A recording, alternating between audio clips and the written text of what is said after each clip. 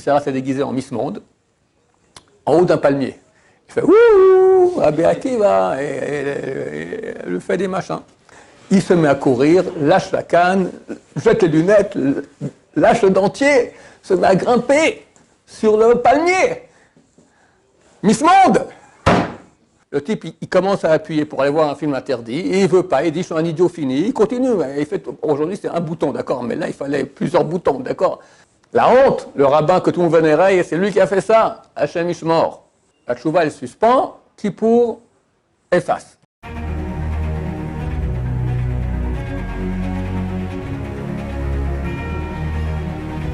Ce jour est dédié pour la Refoua Shema, la guérison complète et rapide de Michael ou Michael Adjaji Benjamin Bezrat Hashem. Alors, on nous pose ici, Ronnie nous pose 4 questions. Il ne veut pas parler en public, donc c'est moi qui vais poser les questions. Première, rappelle-moi, qu'est-ce que c'était? Pour savoir si... comment est-ce que quelqu'un qui a fait des péchés, il a fait tchouva, comment peut-il savoir que son péché a été pardonné? C'est écrit que si le Rambam dit que quelqu'un a péché avec une femme, il se retrouve avec la même femme, le même amour, la même pulsion, dans le même endroit, et ne pêche pas à cause de la tchouva, pas parce qu'elle a amené son nouveau copain qui va nous régler notre conscience si on la touche, non, à cause de la tchouva, alors ça veut dire que le péché est pardonné. Alors quoi, tant qu'il n'y a pas eu la même cette expérience d'être confronté au péché qu'on a transgressé et se retenir, alors c'est pas pardonné. Première question. Deuxième question, il est écrit que quand on fait tchouva par amour, les péchés sont transformés en mérite. Alors pourquoi est-ce qu'on a des gens qui font tchouva par amour et néanmoins ils souffrent? Troisième question que tu poses, est-ce qu'il faut demander des souffrances pour être pardonné de nos péchés? Et si on reçoit des souffrances, est-ce qu'il faut remercier Hachem? Quatrième question, remercier d'être tombé très bas. Est-ce qu'il faut quelqu'un qui a été très bas, et après il est remonté, il est la statue extraordinaire de Baal Tchouva, est-ce qu'il doit remercier Hachem d'être tombé aussi bas? Ok, on va essayer de traiter un peu toutes ces questions rapidement. Alors première question, c'est la plus simple. Est-ce qu'il faut vraiment être confronté devant le péché d'antan et ne pas le transgresser pour être certain que la tchouva a été acceptée? Réponse non. D'accord? Quelqu'un sait qu'au niveau où il est maintenant la tchouva, ce péché-là, pour lui, c'est impossible. C'est fini, quoi. Il y a pas... C'est vrai que en apotropos l'arayot, c'est écrit. Il n'y a pas de garantie en ce qui concerne les interdits sexuels. La Gemara raconte même des Rabbi Akiva, d'accord? Est-ce que tu aimes mieux que Rabbi Akiva? Il se moquait des pécheurs. Idiot, d'accord? Tu perds tout ton âme là-bas pour un petit plaisir de quelques secondes, minutes, d'accord? Crétin fini. Le Rambam écrit ça aussi. Les tipshim, d'accord? Les idiots qui recherchent des femmes belles pour coucher avec elles. Il appelle ça idiot, d'accord? C'est vrai que c'est une fonction reproductrice primaire, d'accord? Et il y en a qui en font toute leur vie de ça. Arrête! Bon. Néanmoins, c'est une pulsion très forte. Alors, Rabbi Akiva se moquait des pécheurs. Alors, Sarah dit comme ça, tu te moques des pécheurs, on va te voir toi à l'œuvre. Et Sarah s'est déguisée en Miss Monde, en haut d'un palmier. Il fait ouh, Rabbi Akiva, et elle fait des machins. Rabbi Akiva voit ça. Alors, il faut comprendre, Rabbi Akiva à l'époque, quel âge il avait? Il a fait tout à l'âge de 40 ans. Il est devenu le grand rabbin d'Israël, Rabbi Akiva, à l'âge de 80 ans. Et il est mort à l'âge de 120 ans. Donc, cette histoire se trouve entre 80 et 120 ans. Donc, Rabbi Akiva est un vieux pépé, avec des lunettes, avec un dentier et avec sa canne. Hein? Il se met à courir, lâche la canne, jette les lunettes, lâche le dentier, se met à grimper sur le palmier. Miss Monde! Alors on nous voit descendre du ciel qui a dit laisse-toi tranquille, t'as vu un peu à qui tu t'attaques là, Rabbi Akiva, regarde comment le Torah est là. Si ce n'était la Torah spéciale de Rabbi Akiva, que toute notre Torah aujourd'hui on le doit à Rabbi Akiva, il serait tombé dans le panneau. D'accord? Idem Rabbi Meir, elle s'est déguisée maintenant de l'autre côté du fleuve. Et Rabbi Meir se met à traverser le fleuve comme un fou. D'accord? Et Rabbi Shimon, comment il s'appelle? Même pas, c'est dans Kiddushin. Rabbi Shimon Hassida. On a réussi à récupérer un groupe de jeunes filles qui étaient fait prisonniers par les goïms. On les a amenées dans le village. On va les mettre où, ces jeunes filles? Alors, on laisse chez quelqu'un, ça risque de terminer, chacun a des enfants, ou lui-même, d'accord. Bon, on va mettre chez Reb Shimon Hassida, le vieux tzaddik du village, il n'y a aucun doute là-bas. On les met tous dans le grenier, et il y avait une échelle qui montait, l'échelle pèse des tonnes, d'accord. On enlève l'échelle, personne ne peut monter. Même si quelqu'un veut sauter, on ne peut rien faire, d'accord. Et en bas, c'est Reb Shimon Hassida qui fait la garde. Et au milieu de la nuit, une jeune fille passe, et la Gemara dit qu'elle était tellement belle, ça a éclairé en bas. Et Rabbi Shimon Hassida, il a vu, Yessera l'a attaqué. Un homme ne pouvait pas soulever l'échelle tout seul. C'est un vieux pépé, il soulève l'échelle, il la met. Et vous savez, je ne sais pas si vous savez, mais comment il fait Yessera? Il monte une marche, tu dis non, arrête, t'es idiot, arrête. Et tu montes un deuxième pas. Non, fais pas l'idiot, arrête. Aujourd'hui, c'est quoi? C'est les portables, d'accord, les ordinateurs. Le type, il commence à appuyer pour aller voir un film interdit, et il ne veut pas, il dit je suis un idiot fini, il continue. Aujourd'hui, c'est un bouton, d'accord, mais là, il fallait plusieurs boutons, d'accord. Et chaque bouton, il aurait dû. Et à la fin, il tombe dans le panneau. À la fin, il s'est dit ça ne va pas comme ça. Il a crié au feu, au feu. Tout le village arrive, et on le voit comme ça en train de monter, aller voir les filles. Ils lui ont dit mais tu nous as fait honte. Ah ben non, quelle honte, l'Archouma. Il a dit, je préfère vous faire honte ici que dans l'Amaba. L'Amaba, c'est la honte infinie, d'accord? Pour toujours. La honte, le rabbin que tout le monde vénérait, c'est lui qui a fait ça, Hachem Ishmor. Donc, bien qu'il est écrit qu'il n'y a pas de garantie en ce qui concerne l'interdiction sexuelle, néanmoins, c'est assez extraordinaire que quelqu'un, on va dire un rabbin qui fait attention à lui-même, fait attention à ses yeux, il n'est jamais en écoute, fait attention de ne pas rencontrer des femmes, etc., 60 ans, que tout à coup il va retomber. Ça se peut. Et il y a eu des cas, comme j'ai raconté maintenant. Mais normalement, il ne va pas retomber.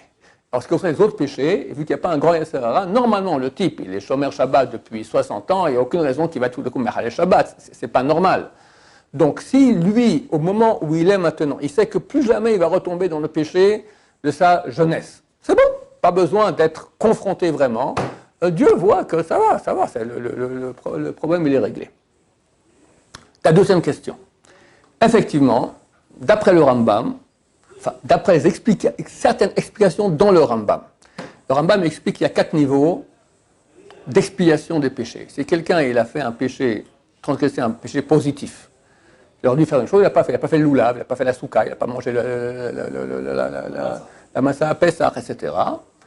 Et il fait tchouva. Du moment qu'il fait tchouva sur place, donc Dieu, je regrette, j'ai fait ça et ça et ça, ou j'ai pas fait la mitzvah que je regrette, et plus jamais ça m'arrivera, je ferai toujours attention.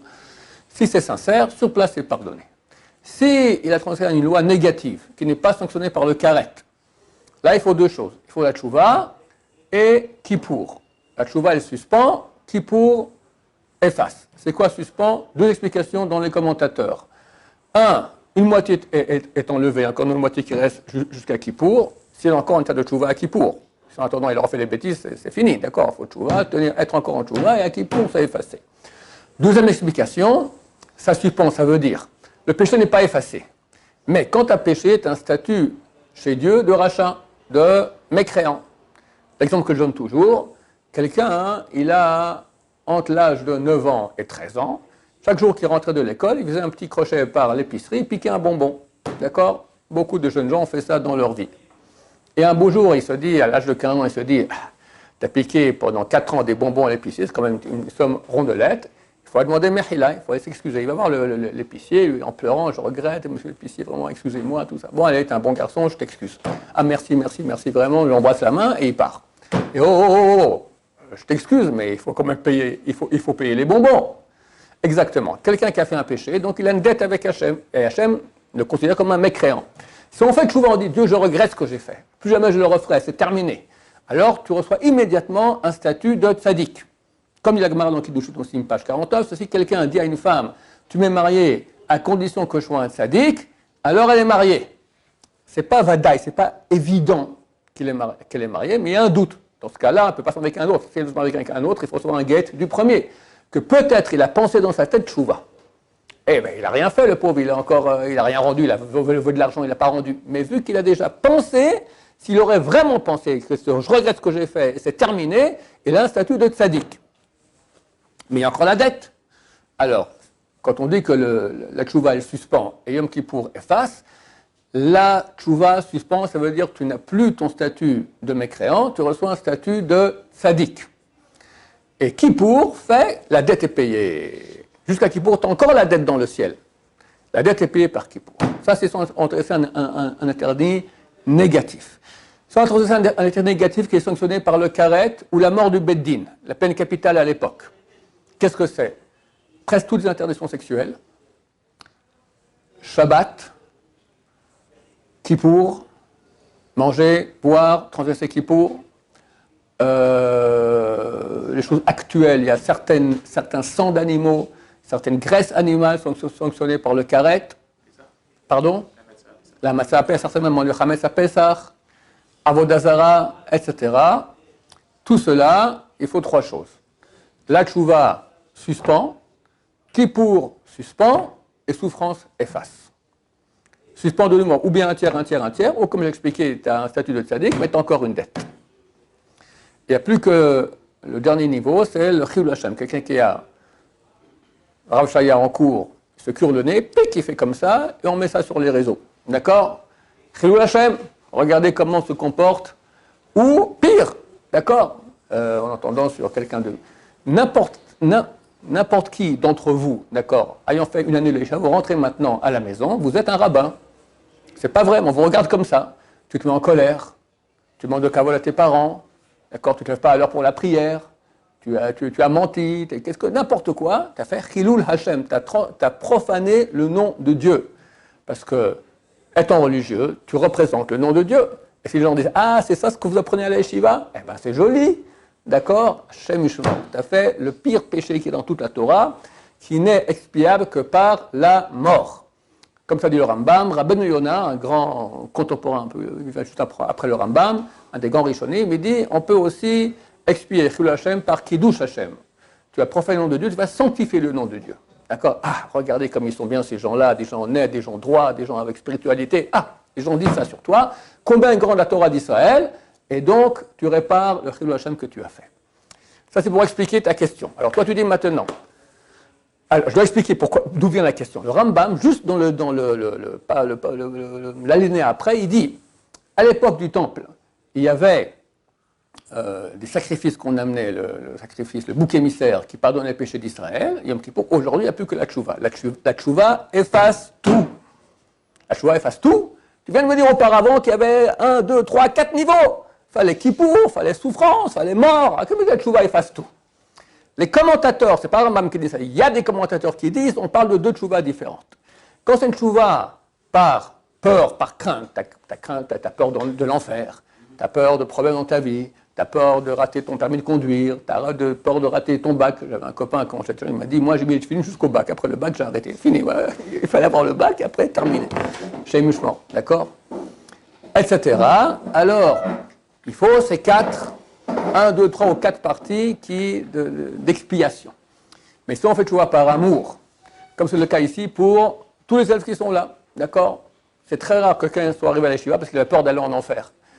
Il vient ici parce qu'il veut connaître la vérité, il veut connaître Hachem, d'accord? Ça s'appelle tchouva d'amour, qui est beaucoup plus courante aujourd'hui. Dans ce cas-là, ça efface tout.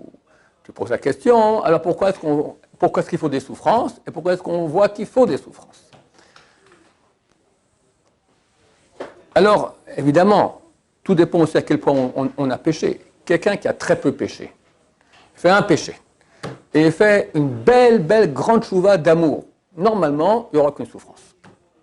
On va dire, mais ça se peut que oui, mais on va dire maintenant, normalement pas. Mais si maintenant il a beaucoup péché, et il fait une tchouva d'amour, mais ok, une fois, terminé. C'est insuffisant. Il y a la balance aussi, quand quelqu'un fait des péchés, il fait des dégâts.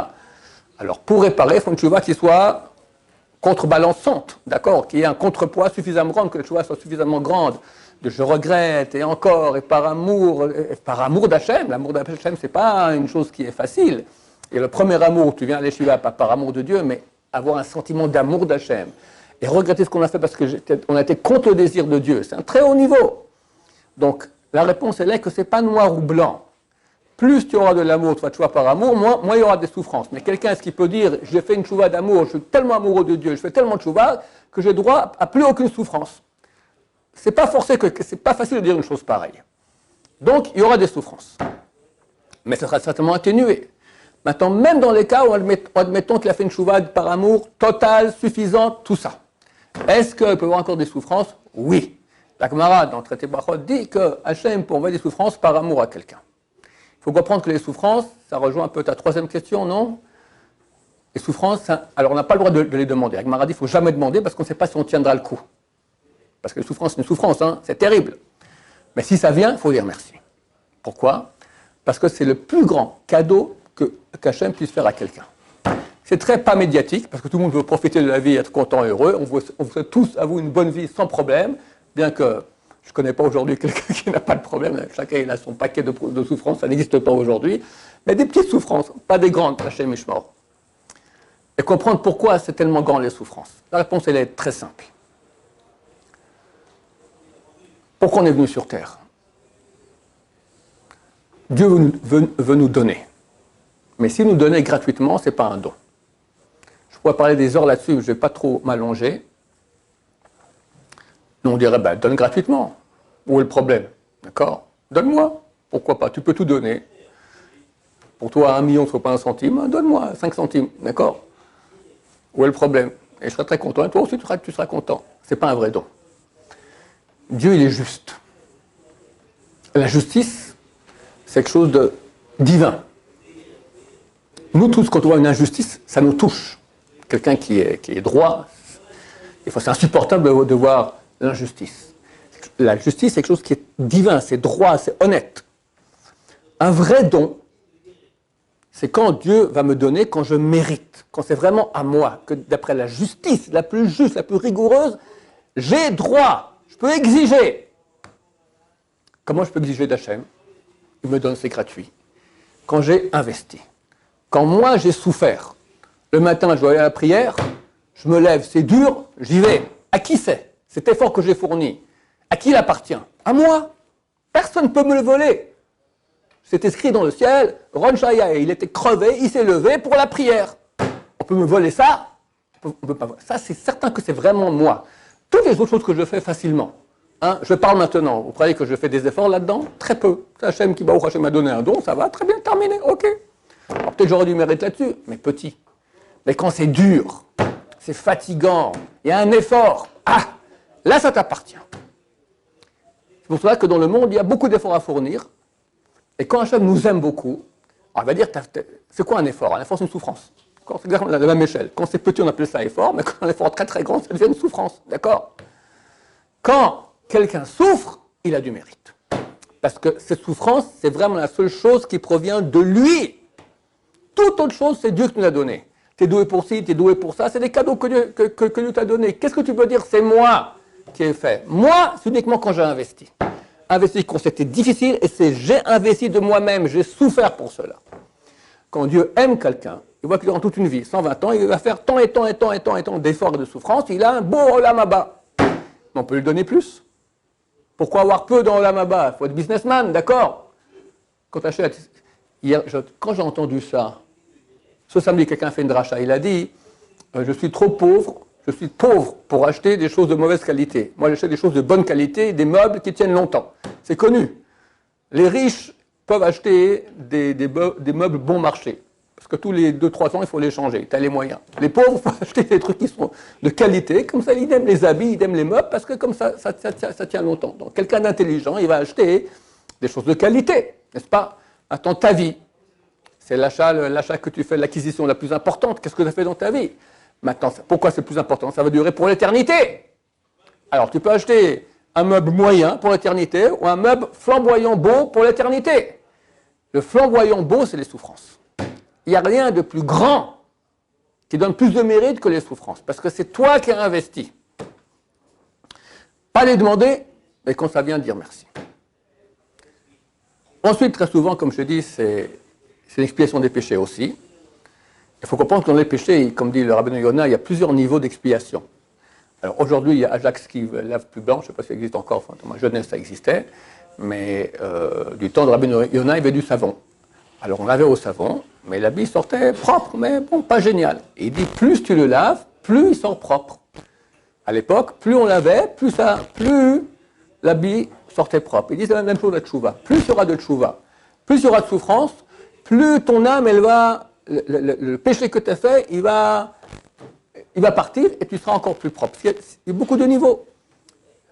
Dans l'âme là-bas, on monte des niveaux et des niveaux et des niveaux et des niveaux et des niveaux. Plus on monte de niveau, plus la pureté requise doit être excellente. Et il y a des neshamot de grands tzadikim, il y a 2000 ans, des Tanaïm, qui sont montés, puis au bout, on a dit, mon cher ami, voilà, ça s'arrête ici. Mais je veux plus, mon cher ami, il faut repartir en bas, sur terre, réparer. Mais je l'ai réparé, oui, tu as complètement réparé, mais à ce niveau-là, il faut plus, d'accord? Les souffrances qu'on peut avoir nous donnent un crédit, d'accord, de monter beaucoup plus haut. J'avais connu un rave, qui était le grand génération de Rabbi Yisraël Abba Shaul. Quelle souffrance, quelle souffrance, quelle souffrance! Il faut énormément. Il a dit, si je ne souffre pas, d'autres vont souffrir. Prenez sur les souffrances des autres aussi. Et une fois, il a dit, quand on part en voyage, on prend un pique-nique avec soi. Mais quand on fait un long voyage, il faut prendre une grande cargaison. Le Olam Haba, c'est un très long voyage.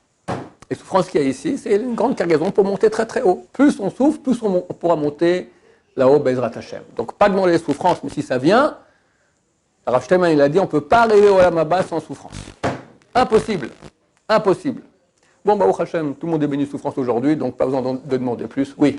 Mais on peut considérer alors que les grandes tzadikim, par exemple, ils sont obligés de se réincarner, d'avoir des gilgulim, forcément. Absolument. Puisque plus leur âme elle est grande. C'est ce que j'ai dit. Les tzadikim, j'ai dit tzadikim il y a 2000 ans, des grands tzadikim, ils montent, et des fois ils reviennent ici. Alors pas forcément en Gilgul, il y a aussi une chose qui s'appelle Ibron Neshama, dans d'autres cours, il y a des trucs qui sont capital garanti, voilà, il y a toutes sortes de combines qui font qu'il faut revenir un peu goûter à ce monde-ci pour réparer, pour arriver à des degrés qui sont plus hauts. Quatrième question, qu'est-ce que c'était? Remercier d'être tombé très bas. Alors, quelqu'un qui a péché beaucoup, est-ce qu'il peut remercier Hachem? Merci Hachem que tu m'as fait tomber. Non. Le Rambam, il écrit que quelqu'un qui a péché, alors s'il a péché un péché entre l'homme et Dieu, il ne faut pas dire ce péché. Il dit c'est effronté, c'est de l'insolence. Tu peux dire à Dieu, Dieu j'ai péché, je regrette. Mais vous savez les potes, comme moi je mangeais du porc, et maintenant aujourd'hui je fais le tchouva. Non, c'est effronté, c'est insolent. Quand c'est entre l'homme et son prochain, oui, c'est bien, parce que les gens comprendront que tu as fait une vraie tchouva. Voilà, je regrette, j'ai traité Israël de tripe imbécile, et je regrette cela en public. Ça prouve que c'est un peu l'archouma, c'est pas agréable. Ça prouve que ma tchouva, elle est complète. Mais quand c'est par rapport à Hachem, c'est insolent. Là aussi, dire merci que j'ai mangé du porc, t'as fâché Hachem. T'as fâché. Alors dis autre chose. Hachem, je te remercie de m'avoir fait tchouva. Ça, oui. Mais pas remercier qu'on est tombé. Parce qu'Hachem ne veut pas qu'on tombe. Si on est tombé, ok. Quelqu'un qui est né dans une famille non religieuse, qui a été non pratiquant, il a fait tchouva, alors on va dire, merci de me faire né dans une famille non pratiquante. Ok, alors, quelque part oui, mais ça sous-entend tous les péchés que tu as faits. C'est pas beau de dire merci que j'ai fait des péchés. Qu'est-ce que dit merci que j'ai fait des péchés? Dis merci de me faire tchouva, ça inclut tout. Et ça c'est propre. Baruch Adonai, l'olam, amen, amen.